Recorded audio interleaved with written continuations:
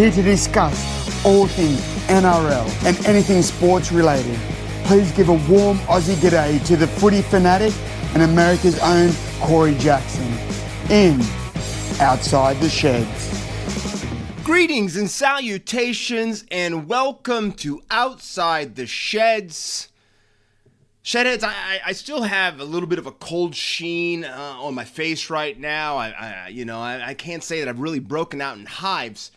But what I'm going to say right now is coming off of round 18, coming out of Origin Game 3, I might need, I don't know.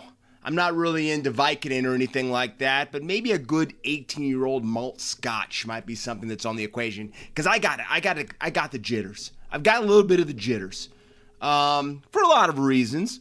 And some of those reasons we're going to go into right now, and some of them I'm not going to go into right now. But welcome back. I really can't put into words how this time of year just makes me so excited. You know, I looked at Mrs. Shedadamus a couple days ago, and I was like, there's only 7-8 rounds left in the regular season. And it feels almost like I was just in Vegas a couple of weeks ago. And I think that's why this 2025 season has been so great. And we're going to talk about that when I kind of give a little bit of a breakdown of this round 18. But it has flown by. There's so many things that have happened this season. There's so many things we weren't expecting, some things that we were expecting, but it's been Hollywood cinema. That's what we've been taking in this season in the NRL. It's been like a long, drawn out, but great movie all the way through and through. Now let's go into round 18. Let's go to these breakdowns. I know, the old Shadow went 2 for 5. That's okay. And I was going to say this later on, but I'm going to say it now. If you're that much of a gambling degenerate that you're gambling while the Stars are playing Origin, there's an 800 hotline number for that. All right, let's just get that out of the way right now because you're crazy. None of us know what's going on in 2025, let alone if you're the Penrith Panthers or the Brisbane Broncos and you lose your Stars. That's not a great bet for me. Even though if you were those teams and they played pretty well during the Origins period. But that's something else. Let's get into this. Broncos 22, Bulldogs 18, down 60-0 at the half. The Broncos come out of the sheds a different team. And they charge. That's the only word you can use for it. They charged and they took it to the Bulldogs. And I'm going to have a couple questions for you guys here in a few minutes here, but that really blew me away. I did not see that coming.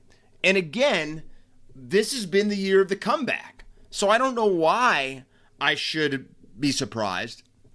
But with their Origin Stars out, the Bronx did something pretty darn impressive, let's be honest. And I don't think we even know how injured Reece Walsh is, but this young man has been playing, the flowing locks going, the little bit of stubble on that upper lip. He's been playing good footy.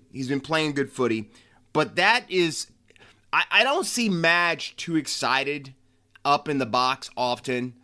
But even he had some glassy eyes after that comeback because I think he saw for the first time in a very, very long time that there's something with this Broncos team. And I know some of us started to put him to bed. Your Shedda might have been included a few weeks ago. But it all comes down, no matter who your coach is, it comes down to performance. Look at South Sydney right now. They've got Clint Eastwood in the box, but they just can't get anything to break right for him right now, right? So, yes, coaching is important, but the players have to produce on the field. And no matter if you're playing with a team that's, on life support or only has 3 wheels or whatever you want to say, you still have to play and you still have to bring it to the table. And the Broncos did that. That was an incredible performance by that team.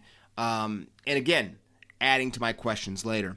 Raiders 28, Dragons 24. The Baby Greens keep marching the minor premiership. Where are my fans up in Canberra? That's right. I know the Viking clap. I hear it. It sounds like it's just down the street. That's how loud it is right now. Because the Baby Greens, the Green Machine, are special. I said they're special. I've said that team is special. If you go back and listen to Outside the Sheds, the first podcast of the season, after I got back from Vegas, I said that this team looked like the best team in Vegas. Easily. And that's with the four-time honor, the premiers there. The Baby Greens were the most impressive team. The English drunk fans were the number one thing. Okay, not really, Baby Greens, but still, English drunk fans were right there too. But the Baby Greens were that impressive, and they don't back down and they don't back off. And it was the Kyle Weeks show. Tell me about this guy. I'm going to say something. I never give away the show. I'm going to do it this first time. I don't think it's going to be hard for me to pick the gun of the round right now after what I just saw from that young man in that match. But the Raiders, it wasn't that the Dragons played horrible. It's just that they played a team that is a special, special team. And I'm saying that right now.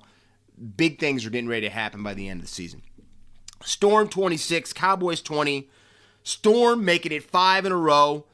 And without Pappy in the side, all of a sudden the Nick Meaney dance party broke out. Who knew that Nick Meaney with his new mustache on top of the upper lip, and I know that's two different mustaches I've talked about already, Shedheads, but who would have known that Nick Meaney was going to break into a TikTok master?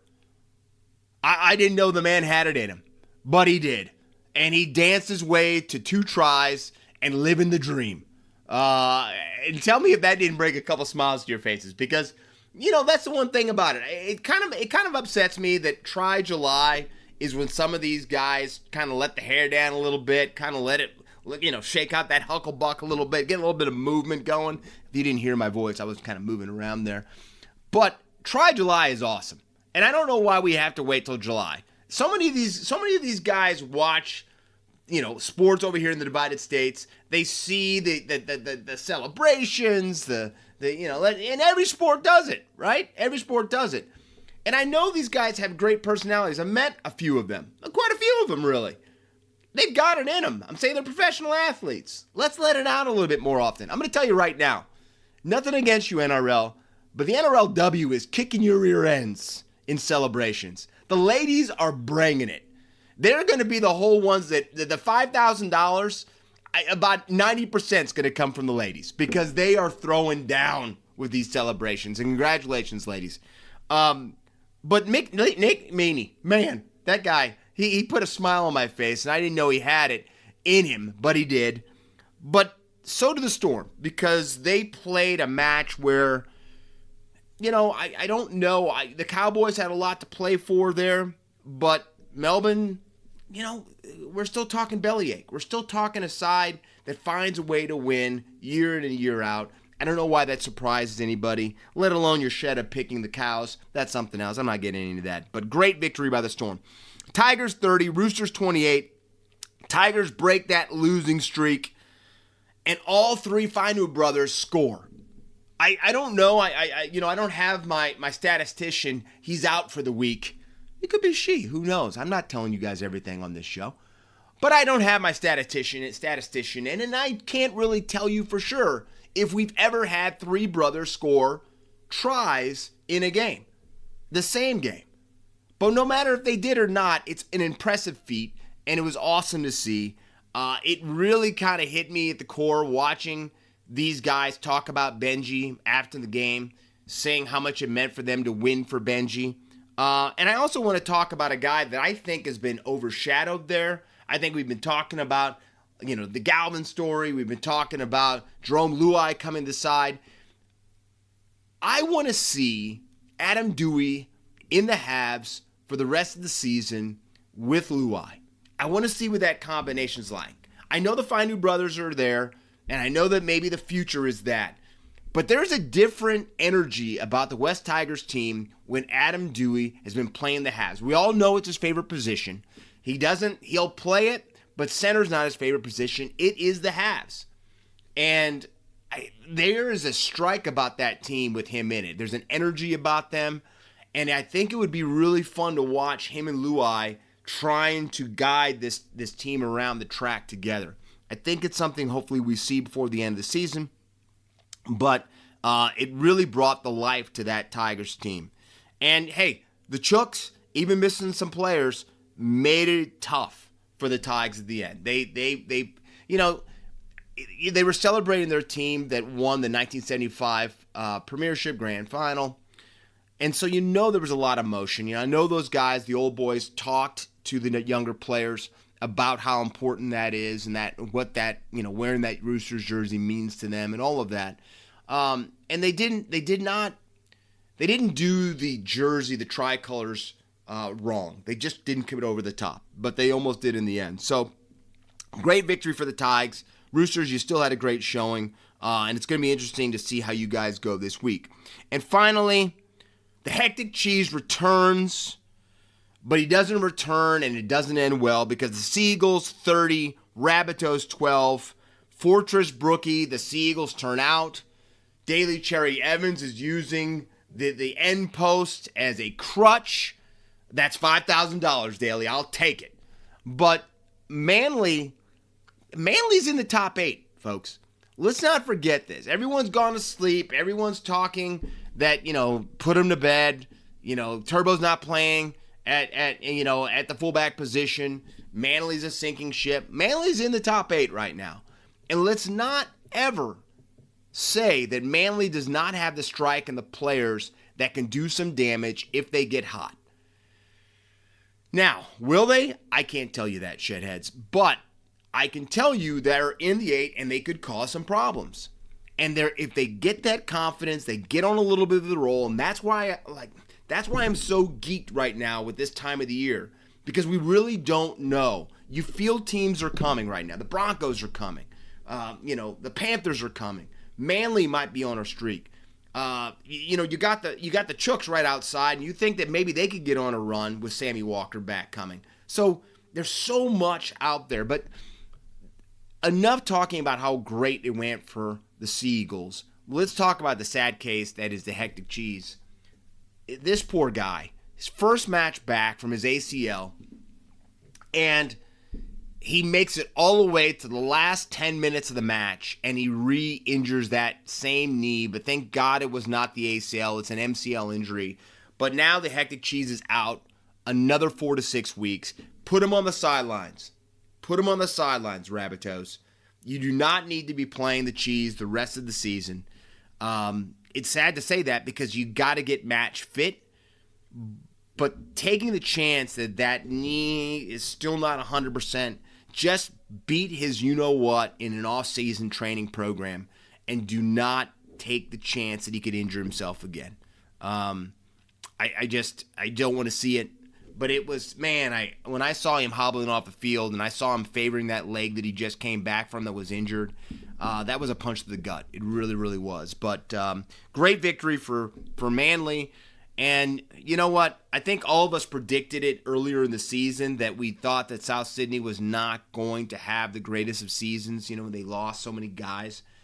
But it looks like that's coming to fruition right now because they're really, really struggling. And I would probably say because of Clint Eastwood that you're not hearing as much scuttlebutt coming out of there, and they're not really dragging them across coals for the performances they've made. They've been injured, man. There's such an injury. They're an injury-plagued team right now, and they just, Cody Walker just can't stay on the field. His soft tissue injuries continue to bog him down, to bring him down. So we'll have to see. There's a lot going on behind the scenes at South Sydney. But right now, this season is not going the way that they hoped in the preseason. Now, Shedheads, the topsy-turvy 2025 season, man, it was on full show, like I said, this last weekend. Besides me saying earlier that if you're betting on the NRL during Origin period, you might have a tad bit of a problem, I'm going to still back that.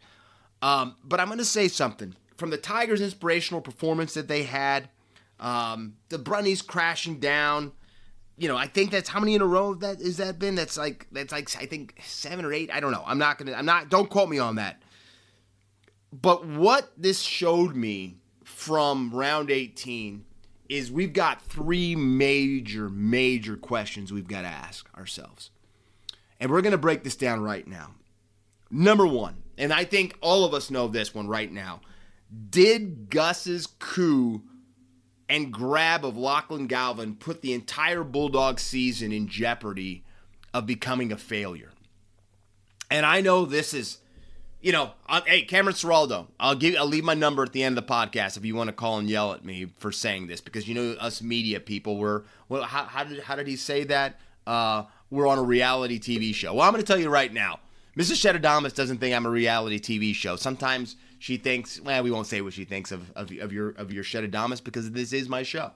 But what we will say is that the prickling that Cameron Ciraldo showed at his press conference was almost laughable, all right? Because the Canterbury Bulldogs have brought this whole problem on themselves. Starting off when Gus said that he wasn't interested because there's a Bulldog way, he's not interested in Lachlan Galvin. Wait a second, you guys just signed Lachlan Galvin? Exactly. And it started from there. Because the signing of Lachlan Galvin put a lot of dominoes in movement. Number one, the core of the team, the spine. Sexton now leaving. Reed Monty now leaving. Sexton going to the Catlins Dragons, and lo and behold, the way Catlins has played this season, they could use him right now. And then Reed Monty, which is kind of scary to think about, is going to the Cowboys next season. And who do the Bulldogs play this coming weekend? The Cowboys. So a lot of this is 100% been brought on by this move that they've done. They have won one match since Lachlan Galvin has come into the side. And they've lost 3 of their last 5 matches in total. Because even though Lachlan Galvin might not have been the side, with a lot of the rumbling coming that he was going to Belmore, it started a little bit, it's kind of like the Rumble Islands a little bit. It might not be a gigantic earthquake, but I just felt the floor move type of stuff, right? That's what we're talking about here. And then you start doing this, because it's not all about the player movement like we just talked about with Sexton and Reed Monty moving on. Now you're trying to fit a circle into a square, right? And even though I might not have been the best with my objects back in kindergarten, I did pass it, and I did get it together later on. I will tell you one thing about your Shedadamus. He knows that the circle cannot fit in the square. He knows that. I know that. Thank you, Mrs. Brown, for teaching me in kindergarten anyway. But what I'm trying to say is that's what Cameron Ciraldo is trying to do. He's trying to wedge that circle into that square. And he started this last weekend by putting Burton in the centers. Okay, let's be honest. A lot of people think that Matt Burton should be in the centers anyway. He's big, he's tall, he's physical, he likes to run. He's probably even a better center than he might be a 5'8". All right, he's got a hell of a boot on him. We know that. But what have they been doing all season? Burton in the 6, Sexton in the 7, and Reed Monty at 9. Right? That's what they've been doing. And when you start moving things around, trying to make things happen, and trying to see if we can just get this one last piece, this one last nugget in there, that type of reshuffling around messes with the club. Especially a club that's been as successful as the Canterbury Bulldogs have been all season. They relinquished that big lead this last weekend. And that comes down to what we just talked about. The cohesion a team has to have. You have to have cohesion and precision. Those two are 2 key factors if you're going to run a successful attack. But when you've got a guy that is new to the situation, who might not know how a certain guy is going to play, and training camps and practice is not enough for that. There's got to be that real precision and cohesion, right? But that just is not the same thing. Those 2 key factors do not happen overnight. And Ciraldo forcing, or Gus forcing, whoever's making that decision of forcing this young man in the game, it just is not working right now. It's not working. And the funny thing is, the Canterbury Bulldogs, and Braith Anasta said this best, one of the things about putting on that Bulldog jersey is you've earned it. They've put you through the tough times. They've put you through tough practices and trainings. You've earned it once you finally get handed that jersey. And this doesn't seem the case with Galvin. He seems like he has been anointed a Bulldog and that they just want to give him the scepter without having him go to battle and to get that sword bloody a little bit before they try to put the crown on his head. And just like knights, like I'm talking about right now, soldiers, like we're talking about of today's present day, and athletes, tier 1 athletes, the top, NRL athletes, NFL athletes, they do not take kindly to when you just hand things to people because most of them had to work for it. So because of this, you wonder what's bubbling underneath the surface in Belmore. Because I'm telling you right now, those guys that have earned that first half of this season before Galvin got there and got the Dogs on top of the table aren't feeling very, very happy about guys being moved on because they're a brotherhood. They're a pack of dogs. I said that. Yes, I did. They're a pack. And all of a sudden you're trying to move guys on and without, just because you want to bring in the golden child. I'm going to say this right now, Shedheads. My question is this. Can Cameron Ciraldo right this ship before it takes on too much water? And everybody's been anointing him, saying that this is the golden boy, Cameron Ciraldo. I know, Gus, the big upheaval, getting him out of freaking Penrith. He's going to earn his money here. He's going to earn his money. And I think it is up right now in the ether, as they would say, if he's going to be able to get this thing straightened out quickly. The funny thing is he did that press conference saying that, it's not Galvin's fault and all this stuff. And guess who's not starting this week? Galvin's coming in at is in the 17 jersey. So, it kind of makes you wonder what's really going on in Belmore. But that's question number 1. Question 2, do the Broncos really have a chance to make it into the top 4 before the season ends? I will tell you this right now. Quite possibly the gutsiest performance I've seen a Brisbane Broncos team play for quite a long time. I will say, I don't want to say that this was the 100% why it happened. But the one thing I noticed in that match this weekend against the Dogs was every time Ezra Mam touched the ball, the Canterbury fan base booed him, right?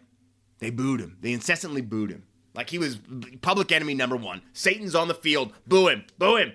We hate him in red. We hate his horns. They were booing him. Giving him the business. Right? And I'll tell you right now, with all the stuff that those guys have gone through in Brisbane, that team has been galvanized. That team is tight, and that team heard those boos. And it might not have registered right away, but after a while it was registering. They were booing their guy. And they've known what Ezra Mam has gone through to get back onto this big national stage, this world stage. All right? Let's not forget, this is still a player that would have won the Clive Churchill if Nathan Cleary doesn't become, Nathan Cleary a couple seasons ago, right? So this guy is special, and he's still just a few weeks into coming back, right? That really sticks with me that really fired them up at halftime. And if Madge was paying attention to it too, I would have lit into the boys, saying you're going to let him cop that from this fan base and go down like we are right now, 16-0 at halftime. So that performance and what that team showed compared to what we saw that team in the first half, what they came out and became in the second half, it shows you what type of moxie this club has had. And also why so many pundits have been so freaking striking at them about some of the performances they've had this season. Because it should not be possible for a team that is as skilled and talented as this Broncos club to have some of the performances they've done, right? We can all agree with that right now. We can all agree with that. But now the team has won 4 games in a row, and they're sitting in 5th. And you start to wonder, when you start looking at the team above them right now, the Waz, I think, are 4 points ahead of them on the ladder. in fourth. But then the Waz just got done losing Luke Metcalf. Tanner Boyd is playing in the halves, which I don't understand that. We're going to talk about that a little bit later. But you really look at both of those sides right now, and you have to say, maybe they do have a chance to actually crouch. Because you wonder if the Waz keep going at the pace they're going with losing their half. And if this team, the Brisbane Broncos, are getting healthier. Ben Hunt is projected to be back this weekend possibly. Or their next match anyway. So that tells you right now they're getting healthy. Reece Walsh is still carrying an injury. You expect, if as long as something doesn't happen, and knock on wood, we know what game we're talking about, that he's only going to get healthier. You can already see that he's playing with a lot of confidence. The confidence he really didn't have early in the season, he's starting to turn back into the Reece Walsh that everybody fell in love with. So you got that. And then you look at what they've got coming up. Their next 3 games are against the Titans, the Eels, and the Rabbitohs. They're going to push the Waz. They really are. So my question, like I said, these are 3 questions. Can they get into the top 4? But is it not the Waz who they should be worrying about? It's the team that's sitting 1 point behind them right now, the hard-charging Penrith Panthers. That, to me, is what's exciting. Because I think Penrith could be the biggest obstacle in the way of them getting into that 4th position. Because I think the Panthers are coming. I think the Panthers have awoken, and I think the champs... I can't believe I'm going to do this. The champ is here! All right, I'm not a Cena fan, all right? But I had to do it. It was right there. It was right there.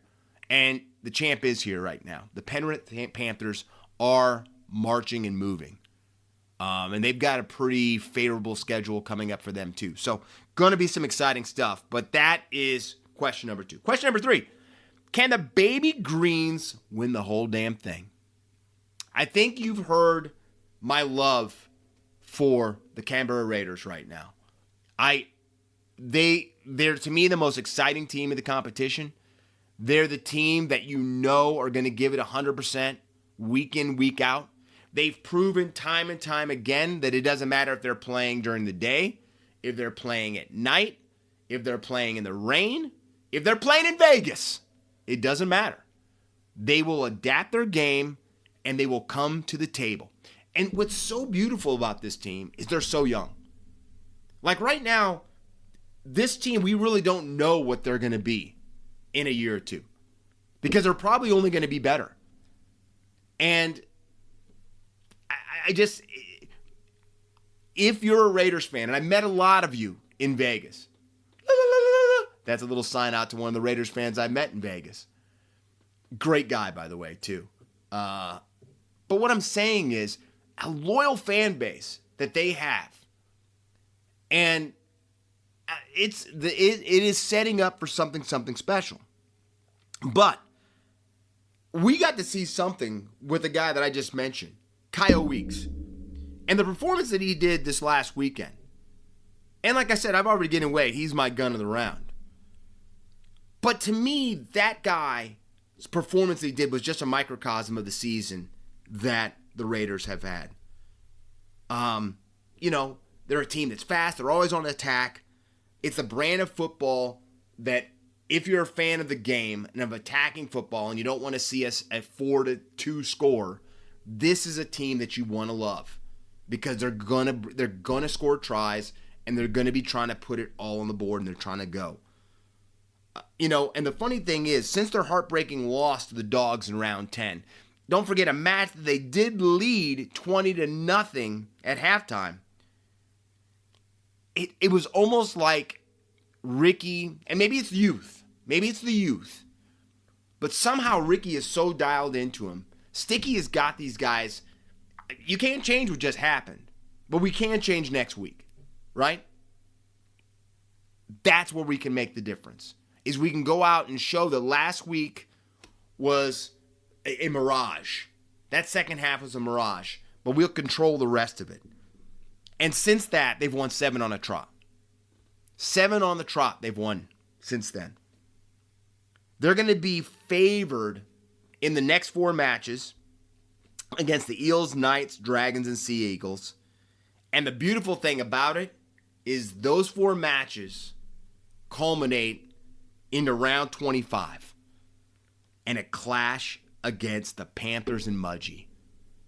I'm telling you right now, I am so excited for that match right there. Because if both these teams keep progressing the direction I think they're going to keep going, it is going to be epic Friday night footy. And by the way, that is a Friday night game, right? Okay, let's be honest. It's a Friday early morning game for me, but it's a Friday night game. And I'll say this, and I'll say it. I said it already. I'm going to say it again. It's a great time to be a member of the Green Machine. But the question I said, will they win the whole damn thing? And I think it's going to come down between them and the Panthers meeting up possibly in the grand final. That was my prediction. I think that might be what's going to culminate and going to happen. But I think those 2 teams could meet in the grand final again. You heard it here on Outside the Sheds. Call your pundits, call your bookies, whatever you want to say, because the Shedadamus has spoken. Now, one of the reasons I said that I was in hives and in the cold sweats is because of one thing. Origin 3. Origin 3, the culmination of maybe the greatest 3 games in the rugby league world, State of Origin. And it went the way that a lot of people didn't expect it to go. Maroons 24, Blues 12. But I'm going to say something right now. And I'm going to kind of come at this a different direction, Shedhead. So bear with me. Because when the unfortunate news broke that Cameron Munsters' dad had passed away, I, like everyone else, first off, want to give my condolences to the Munster family for the loss of his father. But I was saddened and I was shocked. But unfortunately for New South Wales, the moment I saw Billy Slater come to the mic with the entire Maroons team around him, announcing the news that Cameron Munster, had lost his dad, I knew the Maroons were going to win the series. And I'm saying that from the bottom of my heart, Shedheads. I would not lie to you guys. You are my Shedheads. You're my flock. I would not lie to you. I knew instantly. Looking at him, looking at all of those guys around him, the way that they were just coming in tight, putting the cone of silence, right? The shield was put up. I knew they were going to win the series. So, even though the decider was in Sydney, in front of 80,000 mostly Blues fans, Queensland had the one thing that they always need: the rallying cry, the underdog role, and the cry to say mateship. And that mateship underdog mentality. And they had it. That was it. That was all of it right there. You could see it, because no one is going to expect this team to be able to play the way they're going to play with Munster not being out of camp. It's going to throw them all off. They're in upheaval. Not even close. Because I knew at that moment there wasn't going to be a player in that Maroons jersey that wasn't going to go out there and leave it all on the field.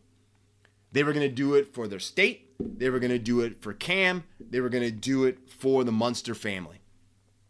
And that's what Queensland banks, that's what they base everything on. They base their entire team on that mentality that no one thinks we're good enough, that we're the underdogs.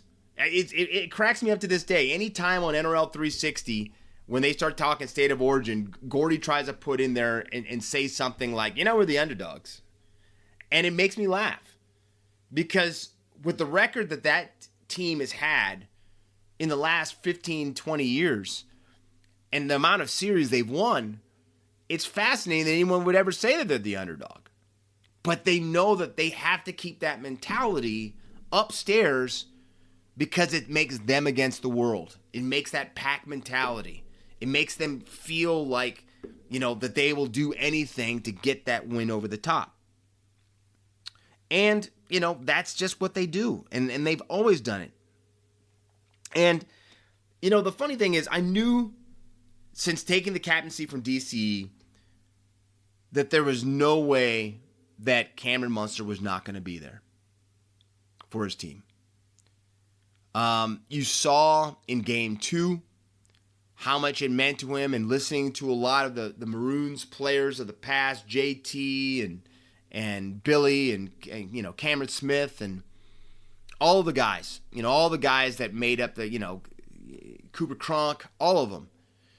You just got that sensation that they knew when Munster got the tap on his shoulder, that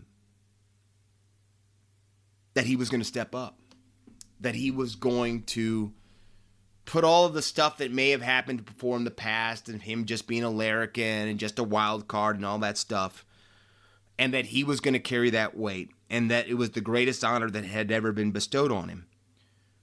And I think we all had the question, or some people did, was he going to play? I always knew he was going to play. I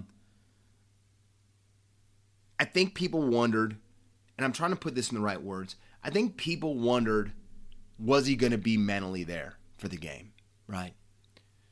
I've lost, we talked about the College World Series a couple weeks ago, or I guess last week, I'm sorry. It's kind of running together, but one of the things why I love going to the College World Series is because I lost both of my parents when I was 13 and 16, right? I was a young boy. I lost my dad when I was 13, and I lost my mom when I was 16.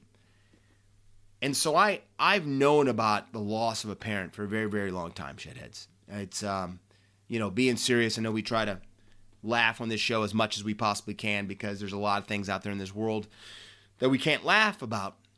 But I felt that pain before, right? And I've also experienced when I've had that type of a loss, how, and it's going to sound strange when I say it because I know I'm not the only person who's lost a parent. But the way that I dialed in my mind and my focus after my dad passed away, that I knew I had to take care of my mom, even though I was a young kid still, meaning I wasn't going to cause a bunch of crap at home. I wasn't going to be a little punk kid or anything like that. That I was driven and that I had a purpose, right? And I got a paper out. I ended up going out and I ended up buying, my dad bought my mom Chanel No. 5 perfume every year for Christmas, right?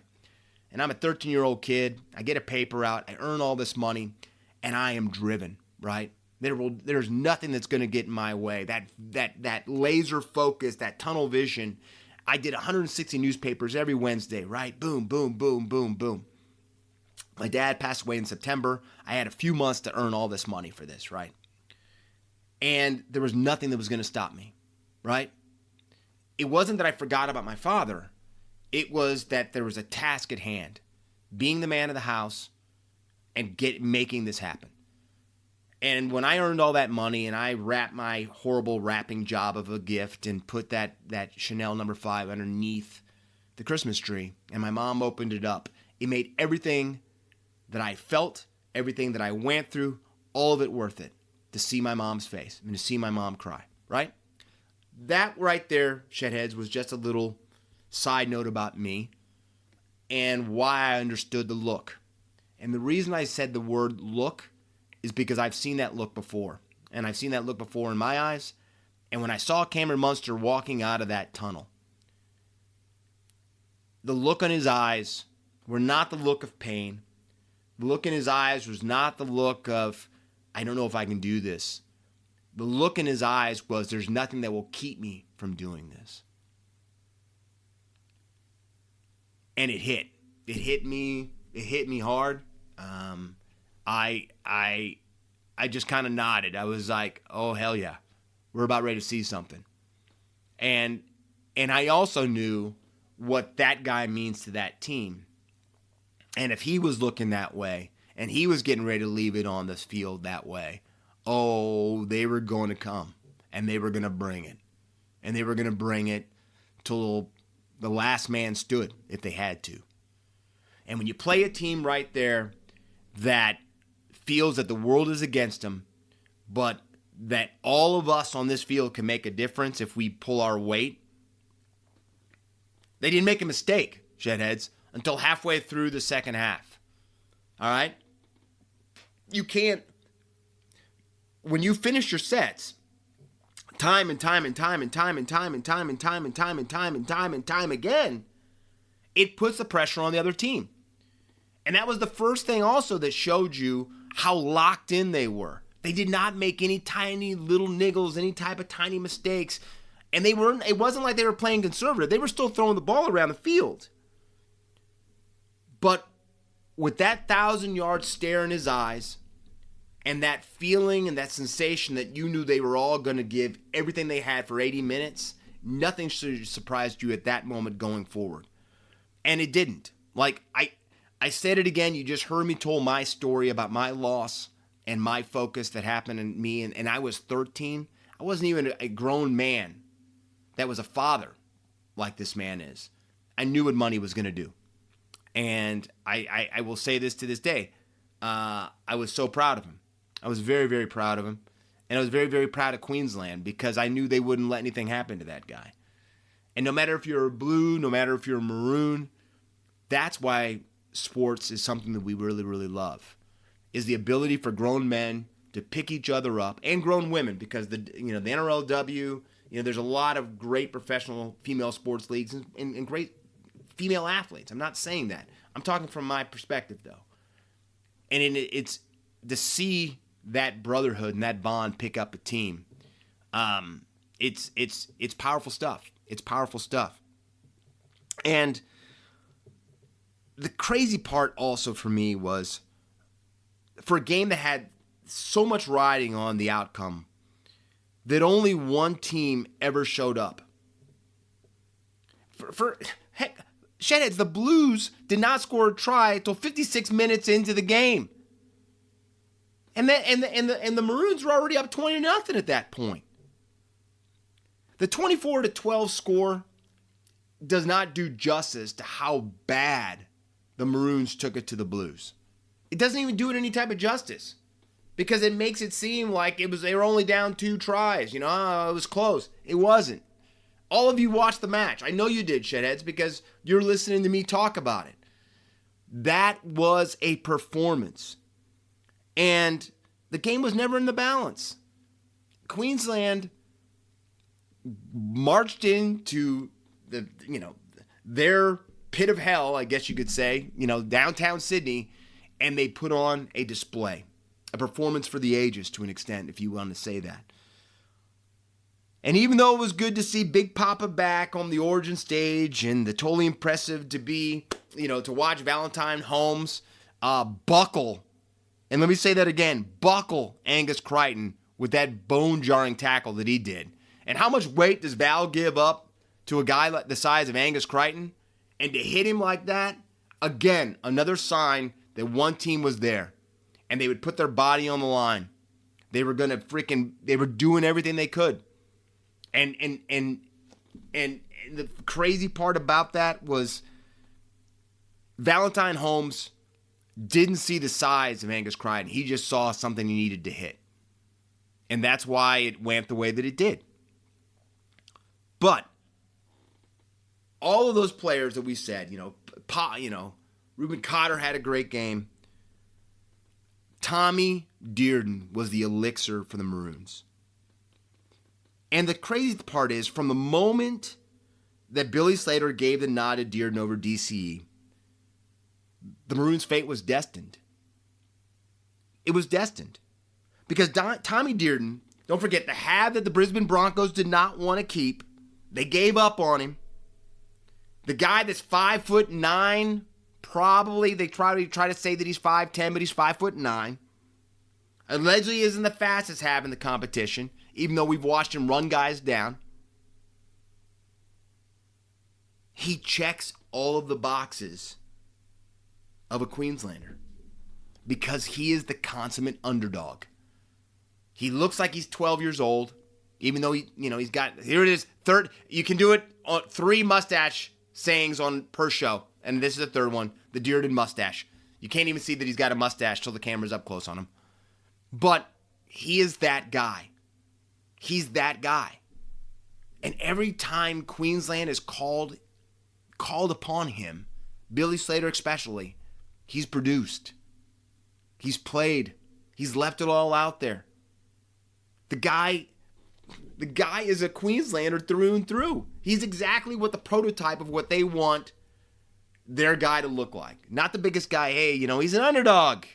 And there it is. He's an underdog. But the difference is you can't measure the size of somebody's heart or the size of somebody's will. Can't measure it. You can't weigh it. You can't measure it. You can't. And Dearden, time and time again, shows you that. Listen to these stats right now. For Game 3. 2 tries, 171 running meters, 1 line break assist, 1 tackle break, 27 tackles made, 515 kicking meters. Those are impressive stats, all right? Those are very impressive stats.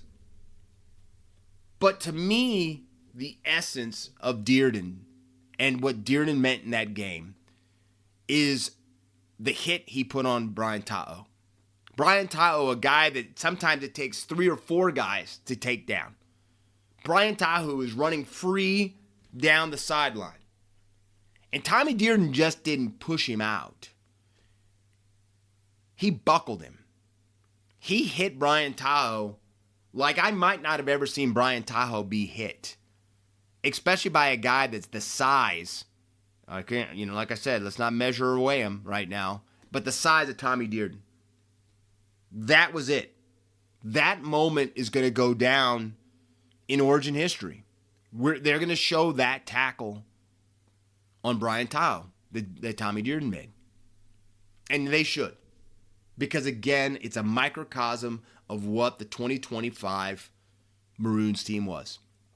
A team that everybody had said the series was over. A team that, everybody said, it wasn't as bad as what was that, the 20 team?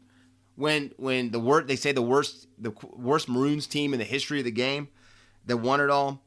But Dearden was the reason that team, besides doing it for Munster, he showed right there that he definitely deserved, and he was the perfect choice for the Wally Lewis medal. Because that guy did everything he needed to do to win that game. And he showed. And he's shown it again because Tommy Dearden has played for the Maroons and made him proud every time he's put on the jersey. Now, for Lori Daly and the Blues, all right. There are a few answers to questions that we can't do. Let's just be honest. Let's be honest with this. And let me try to say this differently. There have been a lot of questions asked what they could have done differently. The Blues. That sounds better, doesn't it? Okay, we'll go with that. But let's not forget something, Shedheads. This is something, for as bad as Game 3 was, and makes everybody scratch their heads, makes everybody go, my God, I hate this. Let's remember something. If it wasn't for Zach Lomax's boot in Game 2, the Blues win the series 2-0. Don't forget, New South Wales scored 5 tries to Queensland's 4. But the problem was Lomax only kicked 2 of 5 of the conversions. So yes, as much as doom and gloom as, the big thunderhead now that's over New South Wales, it was the boot of Zach Lomax. And I'm not taking anything away from Zach Lomax, because Zach Lomax didn't have a horrible Origin series. But he did go 2 for 5 kicking conversions, and that still comes back to what I'm about ready to say right now. The injuries to Cleary, Payne Haas, Brian Ta'o also to me show what was going on there. They were carrying injuries into this whole situation and equation. And they were injured for 2 out of the 3 games. Because let's not forget something. If Cleary doesn't have that injury to his lower extremity, probably his groin, right? No one ever says it, but it's the groin. He's kicking in Game 2. And I do not see Nathan Cleary going 2 for 5 in the kicking. I don't.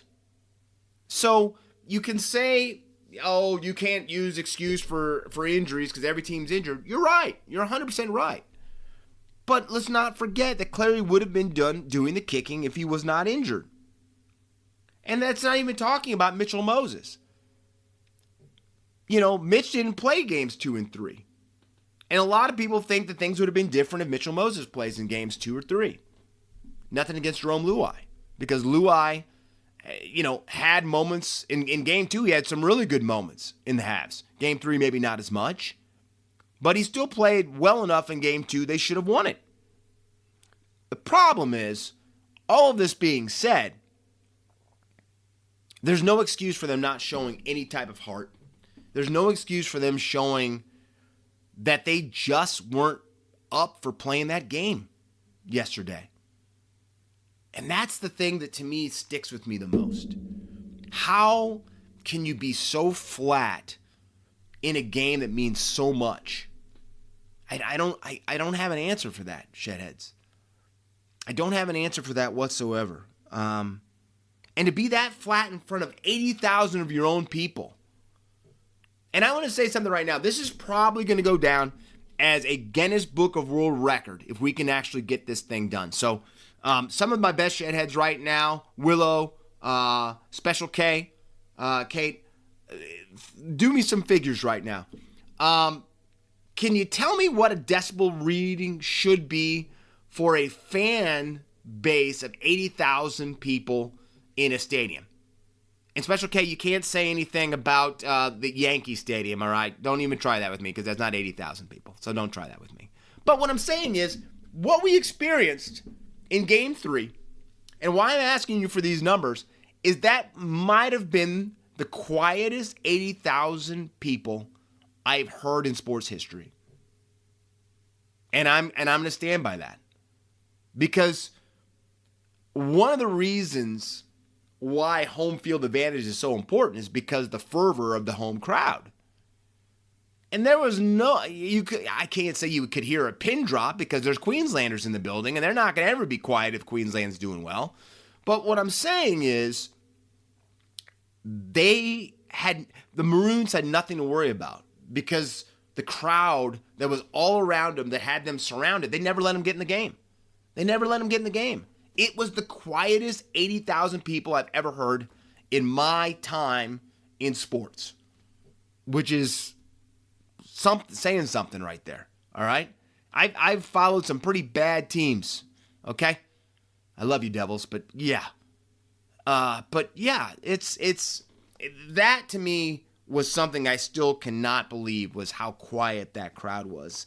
And the sad part was it wasn't their fault because the Blues did not give them any reason to actually stand on their feet and go crazy. So that is something that's going to stick, and I think that's something that's fascinating. Now, let's go with some final thoughts. For me, I don't think Lori Daly or Nathan Cleary, that there should be any talk about them losing their positions or their jobs. I think Lori for sure gets another season, another series. I think if that Blues team is healthy, that's a different series. And I'm not saying that the Maroons aren't going to still battle them because we know that's not the case. But I think that Game 2 maybe ends that series in 2 games, like I just said earlier. And I, by every means, think that Nathan Cleary, no matter if he does not have the greatest record in deciders yet, he's still 27 years of age. He still, to me, has another good 5 or 6 to 7 origins left because I think he's a halfback and he's only going to get better. And you don't pull that from him. The question is just finding him the perfect partner. And some people say that they've already found it with Mitchell Moses. So, no, you don't touch Cleary. But I will tell you my real beef. And this doesn't affect any of my shedheads in Australia, New Zealand, and the rest of the world. I'm just talking about my shedheads here in the Divided States. And this is a message out to Fox League, Fox Sports in America, and the NRL. When you have such a big event as Origin Game 3, the decider, right? And we know what this means to the rugby league world and the rugby league landscape. There is no excuse whatsoever if you want to get fans in foreign countries to follow this, especially down here in the divided states. You cannot shut the game off right at the final whistle. Because let me help you out. All you shedheads that are in the countries that I said that actually know rugby league. Australia, New Zealand, Papua New Guinea. All my shedheads in that area, the southern hemisphere. They shut the match off. We did not get to see the award ceremony. We didn't get to see live the Billy Slater and Cameron Smith coming together with the hug. We did not get to see any of it. We didn't get to see them lifting the shield. We didn't get to see the Wally Lewis medal given out. We didn't get to see any of it. All right, that's fine because those idiots at Fox Sports in America, it's one of the worst apps, period. And let's not even go into them because they're done. But Fox League, that I pay good money for, and I know a lot of you pay good money for because I know it's hard for you to believe, shedheads, that they don't give that to me for free to do this. So I pay like you. For you guys to not use the actual coverage that was doing, and I love Mick Ennis. I think him and Coop do a great job in color commentary. I love listening to him. But to not have the actual real feed of the game, all right, and I know it's nines. I know that. But for a while, it was still up on the app where you could watch Game 2, and they played all of it. They played the pregame show. They played the after game, some of the interviews, all that stuff, right? To not have that on the app, for us to be able to watch that, to watch the press conferences, to see the lifting of the ceremony on a paid app. Come on, NRL. You guys have to do better than that. You have to do better than that. There's no excuse for that. Because to me, that's the moments that we love about sports, is seeing the trophy raised. We did not get to see the trophy raised. Are you serious? I don't even know what to say there. I'm getting angry just talking about it right now. And you know the sad part is, I love Mrs. Shedadamus, and I took it out on her because the idiots that run these devices and these channels and these apps and all this type of stuff cut it off. What? It makes no sense to me. It makes no sense to me whatsoever. You want to build something up and you take away the emotion, the celebration, the whole reason we've been watching these 3 Origin matches. We don't get to see somebody lift the trophy? Ridiculous. And not acceptable. Not acceptable. Let's do this. I'm all in. I will be in Vegas this year. But let's start with the little things. Let's show everything that we need to show to get people pumped up for the game. Why don't we start there? Okay? There we go. We're gonna leave it at that because I don't want to sink an entire fleet. I just want to sink a couple of ships. So there we go. We're done. We'll leave it at that. Congratulations, Maroons, for once again being the underdogs and with another great deciding victory in Sydney. Impressive as always. Now, a brief short 40-20 because this has been a long episode. But Shedheads, word is coming out of Gold Coast that it's a done deal. Des Hasler will not be back next season. There is a buyout or an easy out for the Titans, a clause in his contract that if Desi does not make the top 8, that the Titans can part ways with no type of penalty or anything, right? Okay. This goes back to, and you heard it here first, I'm going to be at Shedadamus. My arms are outstretched right now, right? The coach for the Gold Coast Titans in 2026 will be Kevin Walters. That's right, Big Kevy. No matter how much I love to listen to the guy, get excited, come on! Kevy, I love him. But he will be back in the coaching box for the Titans. The Frizzels, great people, love them. They are going to make that move. They're going to be Kevy's going to be able to still be up in Queenslander country, and he will be the coach of the Titans when Desi finally makes and coaches his last game and for the start of 2026. And it'll be kind of cool because, it'll just be a good thing because I like Kevy and I think it's a good move because I think that he has a point to prove. It's going to be sad for me because I have some of those early 2010s, that 2011, 2012, 2013 Manly club with Killer and the Venomous Snake and Wolfman are some of my favorite teams. But it'll be good to get Kevy in there, and Dez has done some great things. But so you heard it here first. To me, Kevin Walters will be the next coach for the Gold Coast Titans. So let's go into the picks for round 19. We've started off the round Friday night because we're going to cram a bunch of games in 3 days, folks. Friday night, Dolphins versus the Sharks. It's at Shark Park. I know the Finns have been playing, so we got the dolphin animal against the shark animal, and I'm taking Jaws. It's the 50th year anniversary of Jaws. I'm going with the big great white.